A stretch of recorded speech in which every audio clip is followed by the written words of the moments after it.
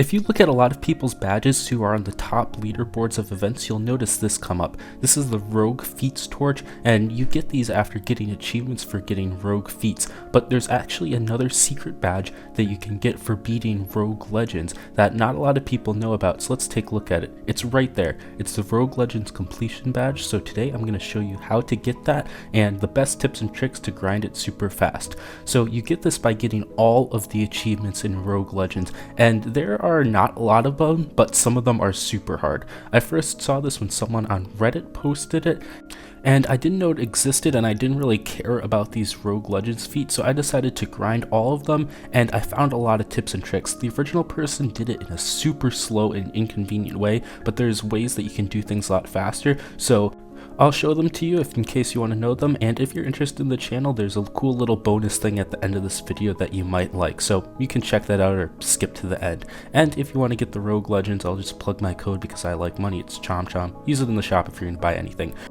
So the three achievements that you're going to be trying to get are Monkey Manager, Artifact Collector, and Artifact Gourmand, and basically these are the ones that are going to take the longest. You'll get all of them naturally before you could even get these, so don't really worry about those. So the way we're going to do this is it's really tedious and it's a lot of grinding, but it's just so much faster than doing it any other way. We're going to get any combination that is strong. We're going to focus on getting Artifact Collector and Monkey Manager first because you get them in the exact same way, and then after that we'll go for the Artifact Gourmand, which is a pretty interesting word. It just means someone who like loves and is obsessed with food, so pretty cool. I did not actually know that. So the way we're going to do this is we're going to skip all of the tiles. You want to find maps that are like this where it's short enough where you can skip everything all the way to the end. We don't want to fight any Bloon encounters, and if you get something where it's long, you can just reset. It isn't that long, and then once you get there, as long as you have a strong combination and a good start artifact like Essence of Bloonaries, I'm bringing Oban just so I get Ninja and the Druids,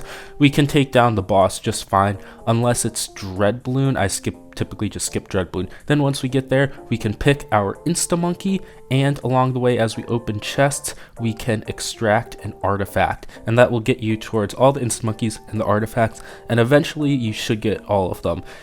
Typically you should be able to get all the instas first. I didn't, however. I actually got it just like the game after, but it's just a lot of this resetting. 60 artifacts is a lot. You're gonna have to basically go through 60 boss. I had to go more so through 40 because I already had like a decent amount of progress on other stuff before. So if you beat like the Rogue campaign once, I did like a little bit of speed running, and then I did it like another time for Endless Chimps mode. You should be able to get all the other ones and have a little bit of progress. So I was able to get the 60 artifacts after a bit of grinding. That's a lot of them. They're all right there. And then now if you need some help with the other one, you can pick this chest, the one that just gives you extra options. Typically though, you should be able to get the tier 5 collector first, but I didn't have that, so I just picked that up and went through the bosses. It would get the tier 5 collector first though, but it makes the bosses harder to defeat, so typically I would just go for Essence of Bloonaries. It's faster. There's the tack shooter. That's the last one I need, and this literally was the game after I got the 60 artifacts.